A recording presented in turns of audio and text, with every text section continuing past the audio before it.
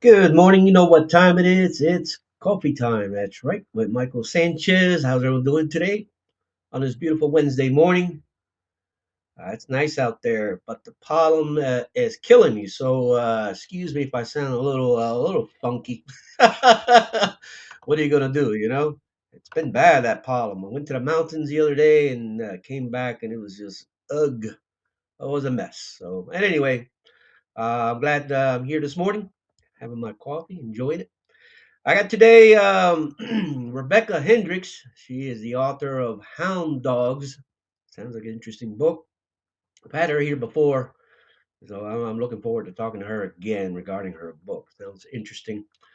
Um, Hopefully she get in. I texted her earlier regarding how to get in. I know she had issues the last time, but let's hope it doesn't happen again. But I know she's excited. I'm excited to bring her back here. So while we wait for Rebecca, we got a couple authors here, been here before. They're pretty cool. Let's see, bring me here. Hey Eva, how you doing? I'm fine, thanks, Michael. Are you? Like I said, I'm feeling a little funky. You know what I mean with this pollen. Oh, right. We don't have that issue at the minute. Oh, then you're lucky. Stop bragging. It's still quite, it can be still quite chilly over here. Gotcha, And gotcha. we've had some strong winds recently as well. Oh, okay. Hey Dale, you there? Uh-oh. Oh, he's got that thing going again. Oh, oh. He sounds like a chipmunk. Sounding like a chipmunk, Dale. Hi, Dale. I don't know what's happening with that, but anyway, Oh, uh, he's gone, I think. she was a little leery about getting in. She wanted to make sure that it would be working. I said, "Well, just uh, just look at the thing, and nothing's gonna happen until the exact time and hour." So I wonder what happened with that. Dale, you Yeah, there? can you hear me now? Yeah. What are you doing, man? Oh, okay. For some reason, the first time I Hi, log on, Dale. the first time I Hi, log on Dale. does that crap, and then I have to come out and come back in again. Well, I was hoping that that's what's happening with our guest today, Rebecca. I know the first time I've interviewed, she was having the same issue. Yeah, And so I called, had her call me this morning about 30 minutes before the show started. She's like, she just wants to make sure it works. That all you had to do is wait to the 11 o'clock hour, and then you just press that button, and you should yeah, be in. But I don't yeah. know. We had a guest scheduled for a radio show, and he forgot and took a walk, and it's just like, really? Well, hopefully that's not the case with Rebecca. I mean, hopefully that's not because she was excited about it this morning. So we'll see. Jeff is out there. Let's see if we can get him in here. See what he's doing. Jeff, what do you think? Are you having issues over there with that pollen over there, Dale? No, no. Luckily, it's actually been gorgeous. The spring weather was so good 2 days ago. I sat out on the deck without a jacket on, and it was like, I'm going around without a jacket. Woo! Wow. Well, it was like that when I went to the mountains over there in North Carolina Monday, but it did its number on me. Something happened. Well, at least the snow's mostly gone, so that's a good plus, and we'll probably get the pollen pretty soon. Yeah, it's definitely gone over there in the mountains. Temperature was like maybe 8 degrees cooler, something like that, between 5 to 8 degrees, but Wow. it felt great. Yeah, it felt great. Wow. Used to be worse here. We had pine trees right over our parking spaces, and we had yellow cars for the longest time. Yeesh, yikes, yikes. You're seeing them green over here, that's for sure. Yep. It's looking nasty, looking pretty nasty. So we'll see. Rebecca, where are you? She's trying. I'm sure she's Hello, trying. hello, hello. Oh, Jeff's here. Hey, Jeff, how you doing? Hi, pretty good. What you doing? Had a What little are you doing over trouble. there? I had a little trouble pushing the buttons today, so I wonder if that's what's going on with Rebecca. If she's having an issue with the buttons, Don't worry, Jeff. We can push your buttons. huh? yeah.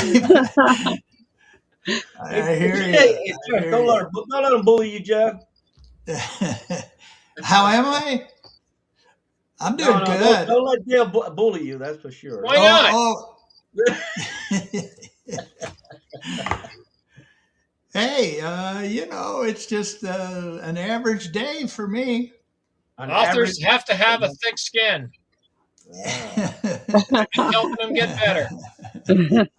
So the pollen over there is not bugging you over there. It's all right. The what isn't bugging me? The pollen. Oh, the pollen. Some days it does. Yeah, you'd think, living in a desert, there wouldn't be enough plants around to do that. But yeah, there are. And today's not bad though. All that Gotcha. cactus pollen. Yeah, yeah, yeah. I All don't right. know. I don't know. I know spruce. A lot of people have spruce trees in their backyard, and that definitely affects me. Well, folks, it looks like she's having issues coming in. I'm gonna have her call me like Dale did some time ago. So let me know if you guys can hear her. I'm gonna have her call me.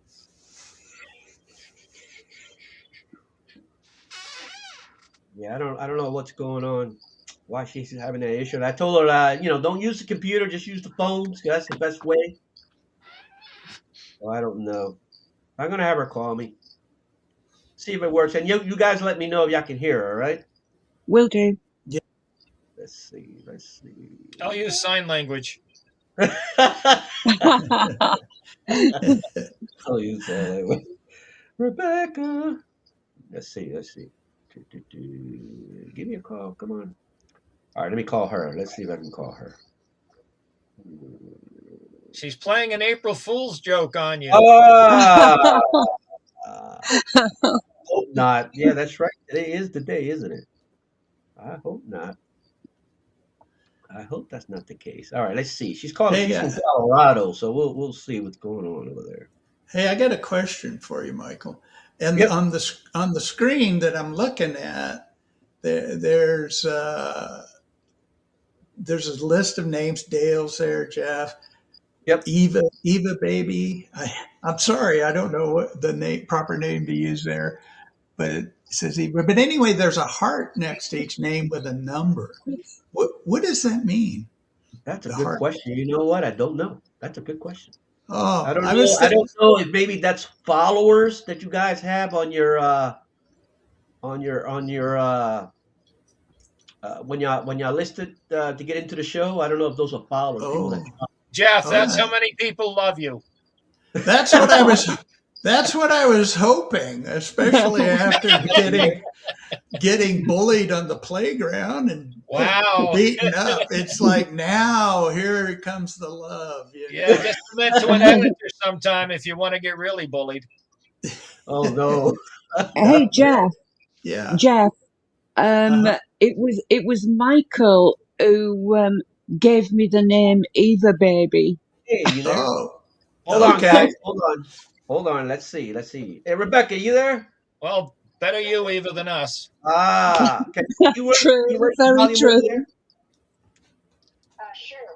Hey, guys, can y'all hear her? She's very faint. Very Very faint. faint. You there, Rebecca? Increase your volume, Rebecca. All right. Can you hear her, guys? Just barely. All right. Barely. So, I yeah. What's If happened? sh What is it saying over there on your side?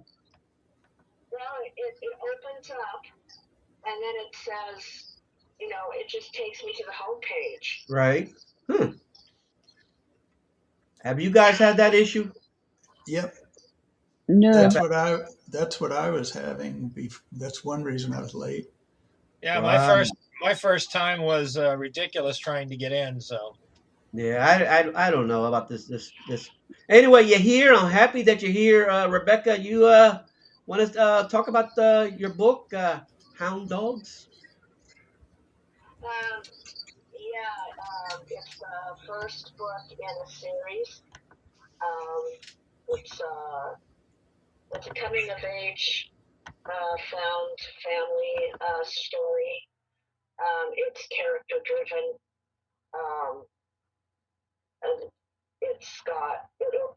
when it's finished, there will be 4 books. Book 3 is scheduled to release this summer. Wow. So this Hound Dog is the first of the series, right? Yes, yes, it's the first book. Now, how many pages we're talking about? A lot. A lot. Part of it is, well, it's 400 and some pages, but it is pretty big space. I mean, there's a lot of space in there. Right. It's a bigger book. I feel for that reason. But it's a fast read. I mean, it's not like it moves slow or anything. So it's pretty quick read. Got you. So what inspired you to write this story? I actually wrote the original story when I was 14 years old. And I just started recently to reread them. And I was like, well, I was never happy with that first book, and I love to write, so I was rewriting it, and my husband was bugging me because he wanted to read it. And I was like, I don't know why you want to read it, but he really bugged me. And so I let him read it, and he goes, you're going to have to do something. You have to do something with this. You really have something here. You need to do something with it. So and I was like, no, because I had tried to get published once before, and it was a nightmare. Oh, wow. And I really wasn't, I mean, that was back when, before, self-publishing was a thing. So that'll date me, but so anyway, he finally convinced me, and I started looking into self-publishing, and so that's how it happened. Got you. Now, tell the youngs a little bit more about this story. It's about a group of young men who form a rock and roll band in 1958 during the birth of rock and roll. And the struggles that they go through with trying to make that happen. Got you. Now, it's what year is it based on? 1958. And why did you choose that year? It was a really exciting time, I think, for rock and roll. I mean, it was just coming into being coming a thing, it was popular. The kids were really wanting to hear it and enjoying it, and of course, there was a lot of pushback from, if you will, the older generation. They wanted to stomp it out. They called it the devil's music. Right. And we really, really pushed to stomp it out because a lot of it started with the roots. Its roots are based in the blues, which of course was an African American community, and a lot of, so we had, rock and roll had to come up against a racial barrier and all of that kind of thing. And the young kids were really into the music. They liked it. They loved to dance to it. They wanted to hear it, and they didn't care, who was playing it. Gotcha. They just wanted to really get into it. And I think that Elvis was the forerunner, and he really changed up everything because he was who he was. He was so charismatic, and he helped to bridge that gap. Because he did sing a lot of songs that were based in the blues. Gotcha. I got my panel here. You guys have a question here for our author? Yes, could I please ask Rebecca, since her novel starts in 1958 in that era of rock and roll, do you frequently mention other rock and roll songs that were in the pop charts round about that time in your novels, Rebecca? Yes.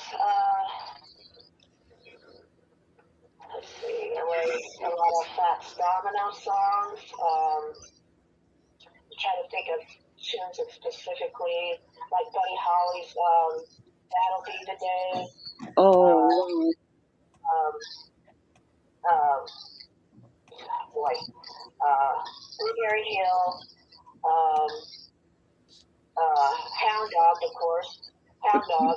By Uh, Elvis, yeah. nothing but a hound. He ain't nothing but a hound dog. Great title, that's for sure. um, there was a lot of Bill Haley in the Comets songs like "Shake, Oh, Rattle, and Roll," yeah, Yeah, yeah, which was based on a blues song. right. I think it was originally done by a blues artist. gotcha. A lot of those older songs were based, and they made the crossover. Pat Boone brought a lot of those songs forward, but the kids got interested in who created those songs to begin with, and that's what drove them to Fats Domino, Little Richard, and Chuck Berry, Johnny B. Good. Definitely some great titles. Dale, you have a question, Dale? Brilliant titles. Not a question. There was a great documentary I watched on television about this radio station in Ohio that was doing a lot to break the barriers. They were playing some of the folk and blues music that had been adapted and was really the birth of rock and roll. And Elvis did come in a little after it. I mean, Sun Records in Memphis came in, but there were other record labels that were doing it before them and actually breaking down the barriers and getting records sold, which was amazing. I mean, it's great to see the history and find out about the truth of it. Yes, as Rebecca's saying, the racism was a big part of it. It's like people were afraid. They wanted the status quo to remain safe Yeah. and comfortable and unchanging, and the world was just shifting, and they couldn't handle it. What say you, Becca? Yes, exactly. And as the series goes on, actually, book 3 really deals with that because at the end of book 2, there's like I don't want to say a riot because the story takes place in a small town, but it's like an incident where things blew up and got out of hand. And so then all of a sudden now it's on the city council's radar, it's on everybody's radar, and all of a sudden it's like, okay, we got to stop this now because it's overtaking the minds of our young people, and we got to stop this out. So Book 3 really deals with that line, they're trying to shut down, the places that played rock and roll. There was no more concerts. You couldn't hear it at school. There's a club that's outside the city limits that's called the Blue Cat, and it's ran by an African American man called Cat, and he plays the blues and a lot of like the early rock and roll stuff. So the kids start going there. Interesting. And they can't touch it because it's outside the city limits, but it really starts to cause an even bigger problem within the community. And then there's another band that is kind of the Hound Dogs rival band, and they're from the Dice.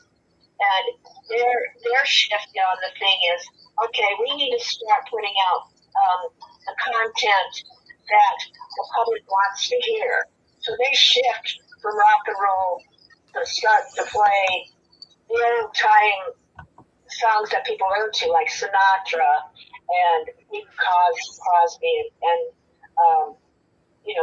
people like that. So those songs were safer, and it brings in a crowd. So it's kind of like that line between trying to do this one thing and then they're trying to do another thing. But so I don't want to give away any spoilers. Into book 3, it just explodes. Got you. Jeff, you have a question?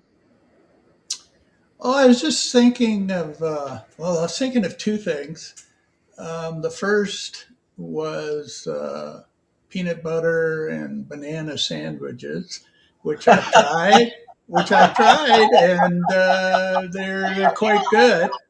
They're very good. The Yes, the sir. other question or just observation is I remember when I was young listening to Elvis, and I just couldn't believe, the power and the excitement behind the way he sang. And and then later we had other bands come in, as time, we rolled into the 60s and stuff. And I remember hearing a lot of adults really disliking the new kinds of music. And I don't know. I now that I'm older, what worries me is I hear certain types of music now on the radio that's new, and I kind of don't always like it. And I'm wondering if I'm turning into my parents. I know. Totally. Yeah, You're Jeff. not you're not alone there, Jeff. Jeff, when you were young, green sleeves was the popular song. Okay. Yeah. Oh man, don't mind the panel, Rebecca. I like that with them. Yeah. What say you about that topic, Rebecca? What say you I heard a little bit. about what Jeff says regarding the music from yesterday to today? Oh, yeah, I'm with him totally because, one thing I thought growing up is I don't ever want to turn into my parents. Uh, But I think it's sad because a lot of it, there's no real instruments playing, and it's more like a beat. And they after a while they all start to sound the sound the same. same. Yep, they all sound the And same. then you've got the rap that's just a bunch of hate coming out, in my opinion. And it went from make love not war to let's make the war. Yeah. Yeah. To me, it's sad because I feel like so much is lost. Um, I actually listen to a lot of the new country now, but after a while, it's still the same thing. And to me, that's just sad. It's just sad. Gotcha. Eva, you have another question? Yes, I do. So Rebecca, is your series going to be, or is it part biographical and part fiction, or is it completely biographical? Did you get that, Becca? I'm not sure I understand. Sorry. Can you repeat that, Eva? Yes.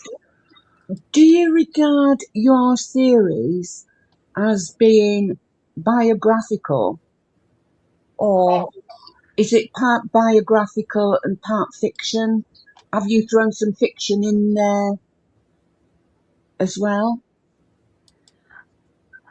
Yeah, I mean it is a fiction book. I mean it's about fictional community and fictional bands. Right.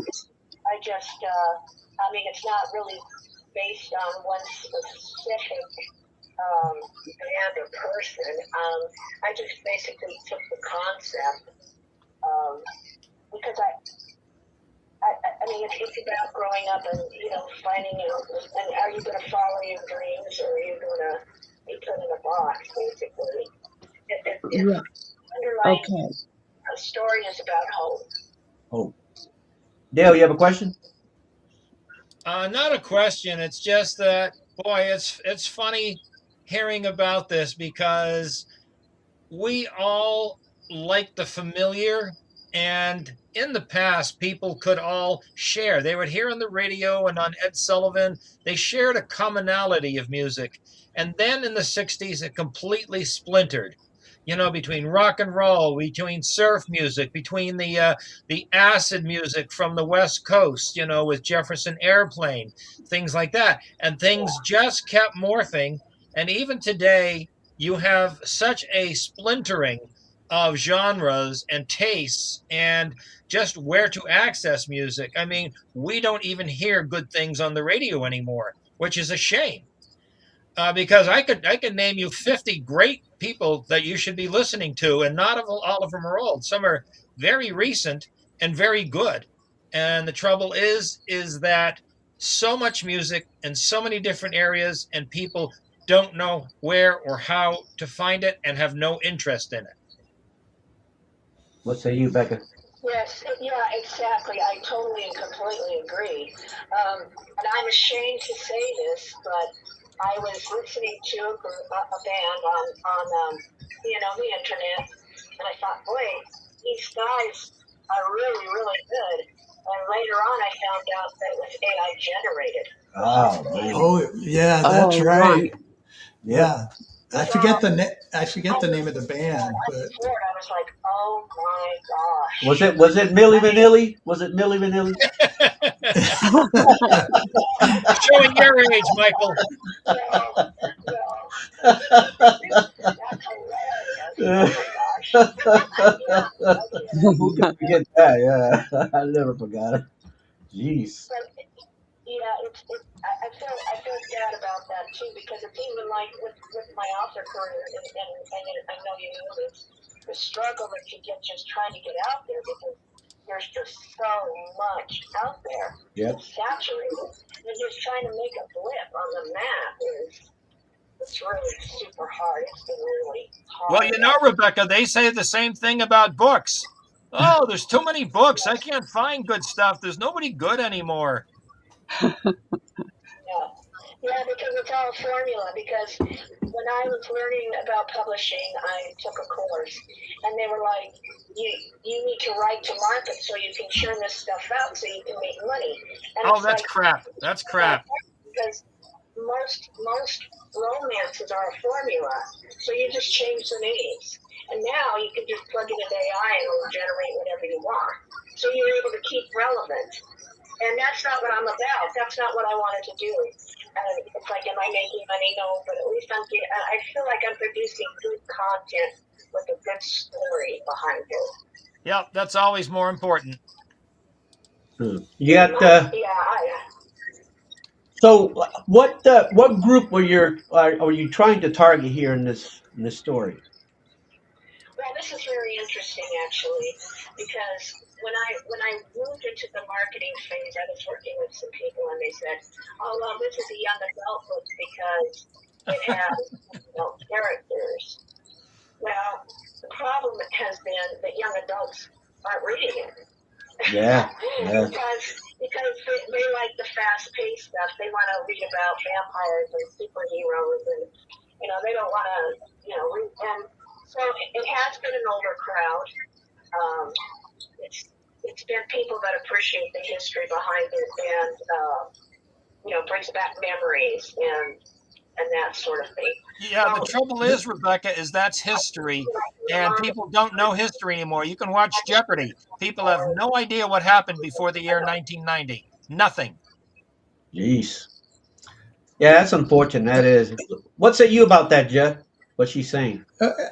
yeah, I was last weekend. I was at a show and with several other authors. We had a table and we were selling our books, and the the young people, we'd ask them, do you like to read? Maybe that would just be to, kind of acknowledge them and say, oh, hey, do you like to read? And they go, no. It's like, wow. But then, most of my sales did go to older people. Even my latest book, which is meant for a younger audience, it was still older people that bought it just simply because they enjoy a coming of age story, I guess, and one with humor. But it's really noticeable how few younger people read. And my own grandkids, they have yet to read one of my books. And they're great kids. They really are. I shouldn't call them kids. They're almost adults now, or two of them are adults. And but it's just not part of their lifestyle. They get everything from the phone or from videos and so on. Gotcha. Yes, I was just going to say, Jeff, that there's far too many of the younger generation who seem to permanently have their mobile phones attached to their ears. Mm, And, I don't know many of the younger generation who do read. What yeah. say you, Becca? Am I allowed to ask a question? Sure, go ahead. You just did. So when it comes to marketing your book, how do you market it? That's a good question. Yeah. Yeah, I know on Amazon they keep trying to pin me to either young adult, but I want to say that the book is for any age, but they kind of try to pigeonhole you. And it does make marketing a little harder. What say you, Dale? What is the title of your book? Can I ask? Are you talking to me, Jeff? Yeah, Chef. My Jeff, sorry. my first book was called Rapture Lands, and the second book is the coming of age book that's very, very humorous called A Giant Tale. Okay. I'm just curious. Yeah. What say you, Dale? I will say, do beware of sweeping generalities, including this one. Yes, while there is a large percentage of the population who do not read or seem to, some are reading on their phones and some are reading in different mediums, and you still can market to them if you're giving them something they like to read. There are more popular genres, and that's the kind of thing that sells a lot more. So if you want to sell a lot of books, being in that genre gives you a leg up. But you can find readers. There's still plenty of them around. They're not all dead.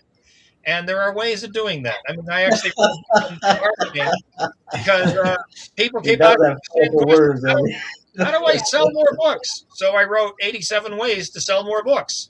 So, There and you somebody Yeah. goes, well, how do I do it? I go, here, read the book.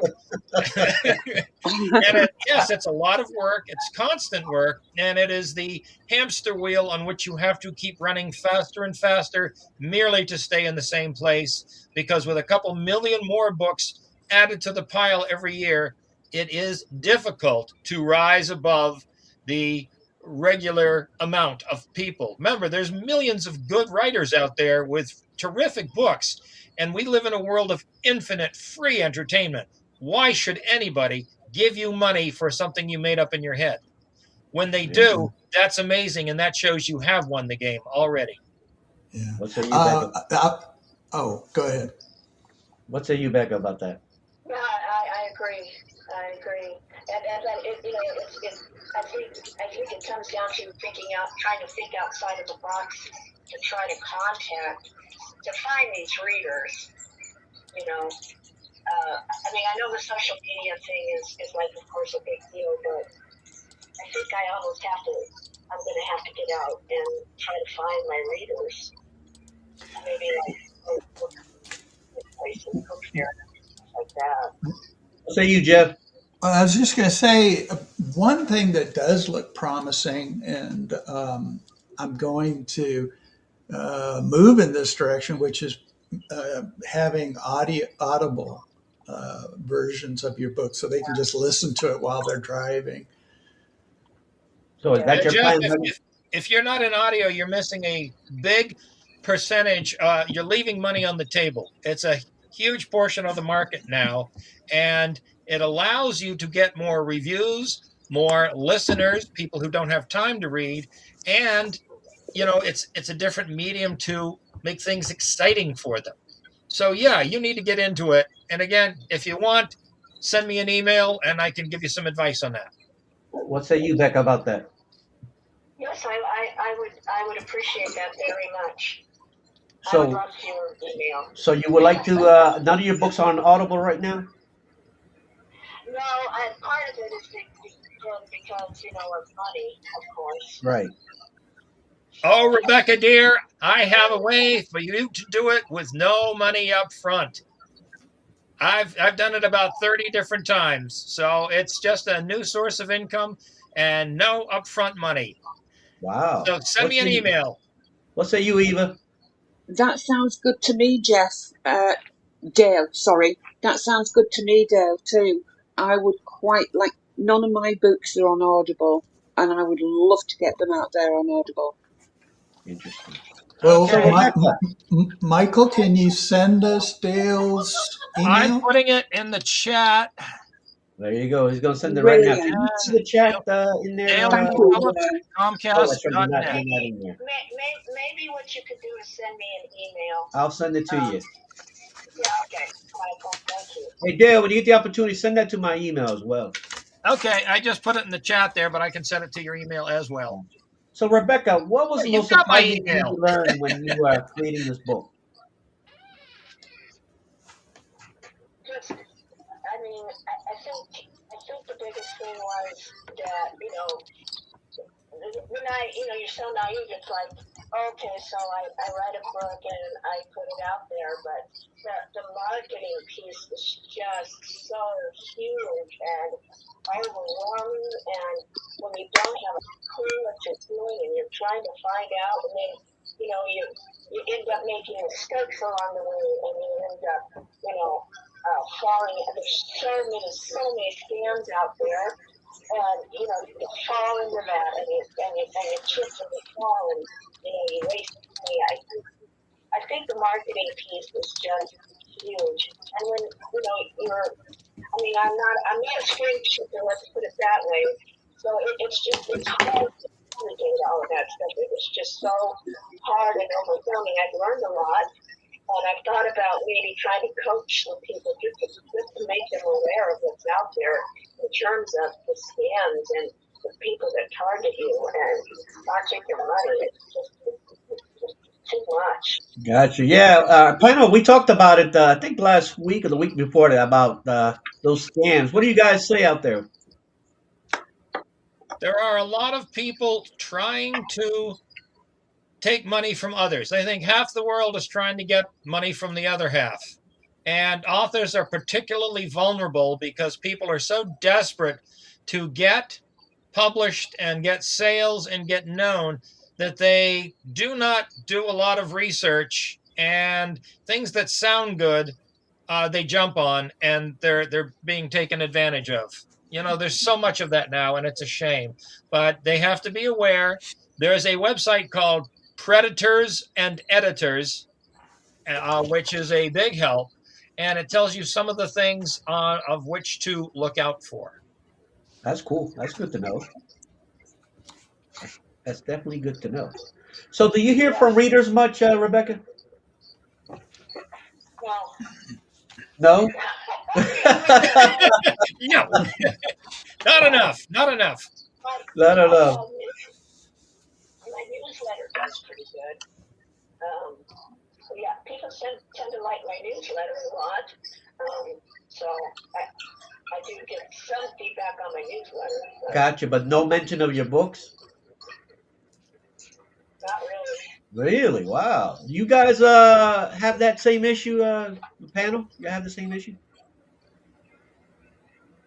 It is Oh, difficult to get feedback, and getting reviews is like pulling teeth. But too right. Yeah, I Yeah, found that. I don't have a newsletter. I don't know. I probably should. That's what they say, but it just seems it takes away from the writing. I well, don't Jeff, know. I mean, when you're carving in stone, it does take a while.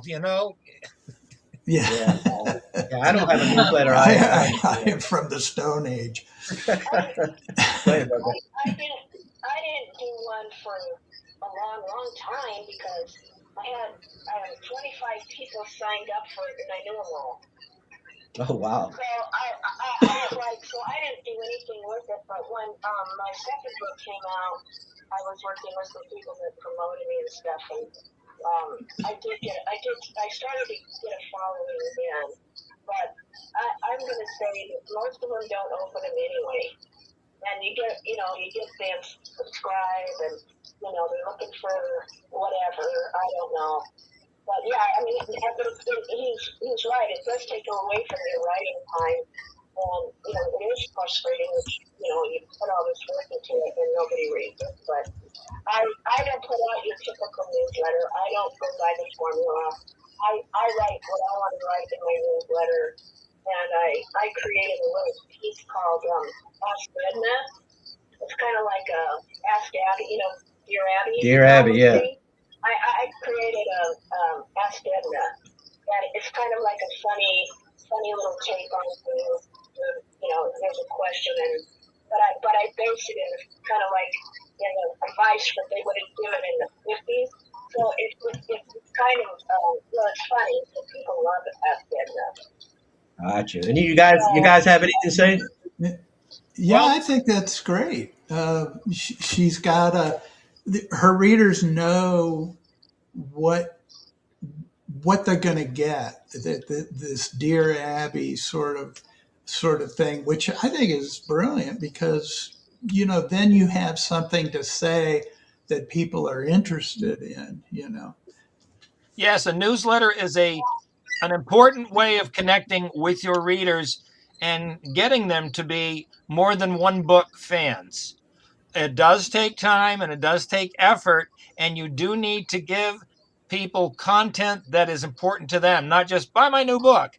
You need to give them something of value. I mean, I don't even open the newsletters of many other writers because I get so many of them. And it's like, and it's wonderful, but that's not important to me. What And say that's what you? you got to do for your readers. What say you, Becca? Yeah, I agree, and that's why I stepped out of the box because I didn't want it to be just about buy my book. I didn't want it to be just about me. I didn't want it to be a sales pitch, so I put other pieces of content into it, and I do like contests and stuff like that where I'll give away some of my swag or whatever, but. And people really like that too. They like the contest. They like the idea, and then I try to make it fun for everybody. I have a quote of the month, and I do have a little piece in there that's about where I'm at in my author journey. I try to put something about my author journey in there, but it's not the whole thing. Gotcha. It's not the focus of it. Gotcha. What say you, Eva? Yeah, well, like Jeff said, I was sort of thinking along the lines of producing a newsletter to be taken away from writing time. But now, having listened to Dale and having listened to Rebecca, I think it's going to be something I'm going to look at in the near future. Yeah. Marketing and promotion take time, but you can't complain about sales if you're not doing it. That's true. Just be yourself and create what you want to create. There you go. Be yourself. Yeah. That's what I think. Yeah. I agree with that. Yeah, I agree with that. So, where who's published your book? Who's publishing it? Oh, you're publishing it. Self-published. All your books are self-published? Independently published, Michael. Independent. Independently, yeah. That's a good Yeah. thing. Self implies you do it all by yourself, but we choose our teams. We get editors, we get our beta readers, we get our cover designers, we get our formatters. We have a team that we pick to do the right things and do it properly. People in traditional publishing get handed an editor who might not even know what they're doing. They might get a terrible cover, and they always get blamed if the book doesn't sell then, despite what the publisher has done. Wow, that makes sense. So, how many folks you have working on your book, Becca?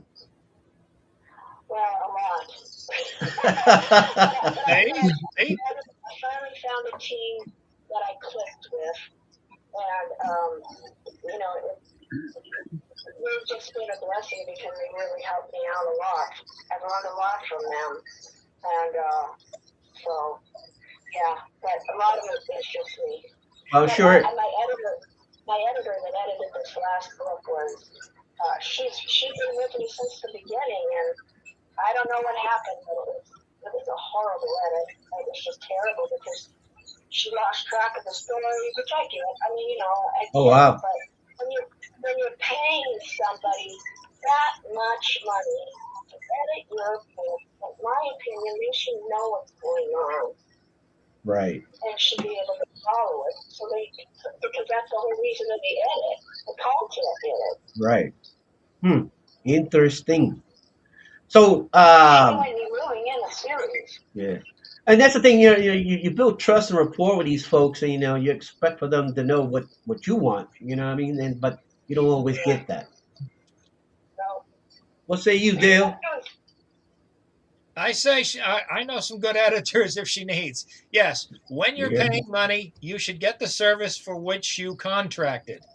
And there's so many good editors out there that it's good to find one that sees your vision and doesn't try to rewrite your books, but tells you and shapes your manuscript the way you want to get something that's more commercial and error free and follows a storyline that everybody can enjoy.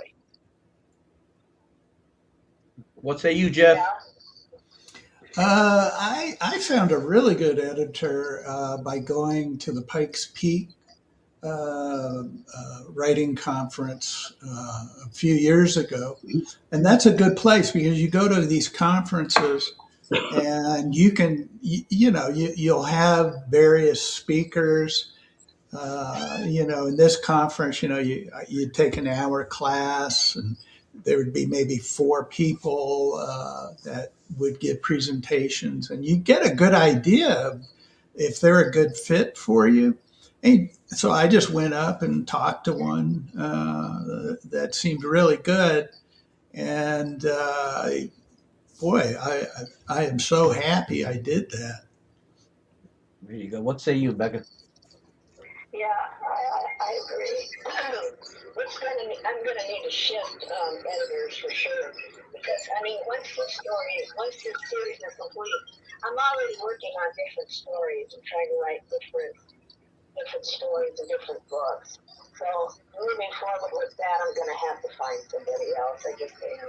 Gotcha. Eva, you got a final question there? No, not a final question as such. I just wanted to comment on what Dale was saying about finding editors who are not going to want to change your story too drastically. It is your story, it is your That's right. baby, and Yeah. don't let them influence you to change things that you didn't see being in there in the first place. You've Yeah. got to, yeah, don't let them change your story. It is your baby. Have you had that issue, Rebecca? Yeah. Thank you very much. Yeah, I kind of hit that crossroads this time, and I was like, are you gonna cave or are you gonna continue to do your vision? And I continued to do my vision because I felt like I didn't want to compromise, and it's not like I'm Stephen King or Daniel Steele or something. So I'm like, I'm just gonna stick true to my story and what the story I want to tell is. And if they enjoy it, great. If they don't, Gotcha. it's Gotcha. what it is. So, Rebecca, if folks wanted to find you, how can they find you? I'm on Facebook at Rebecca Hendricks Author. I also have a website, RebeccaHendricksAuthor.com, and I'm also on Instagram. On Instagram. And do you guys have a final word here for our guests? I'd just like to tell Rebecca that I've followed her on Amazon. You get that, Becca? You got to follow her. Yes, thank you. You got to follow her. Yeah, do You're remember that most there are welcome. different levels of editing, and a story editor is completely different from a quality editor who is editing for the quality of the writing to smooth out all the speed bumps and cover over the potholes. If you go to a story editor in particular, they want to tell you how the story is from a basic level of, is it meeting the tropes? Is it something that flows? Does everything make sense? And you can do that, but like you say, it's your story. And if you don't feel you need that, just go with the quality editor for the manuscript itself, the words that are there. There you go. Yeah, my experience has been I like the more input the better, and sometimes there's certain things I just don't realize would be improved if I took the advice of a particular editor.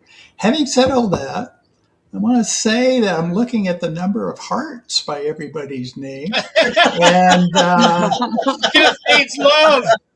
Dale, Send Jeff love. Oh my Dale, goodness.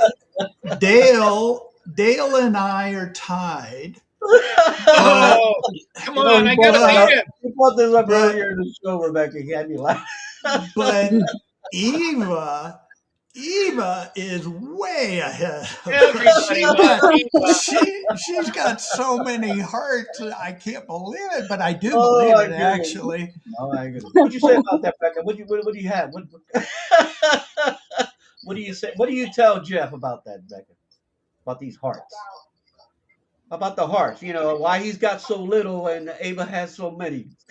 That I'm not sure of. But I do want to say that this has really been an awesome experience for me because, most podcasts are so one-sided, and I think this is a really great take on having a panel to actually ask you questions. It's been really insightful and helpful to me, and I want to support all of you. So, Michael, if you want to send me some information later on, I would really appreciate it because I would really like to support everybody back.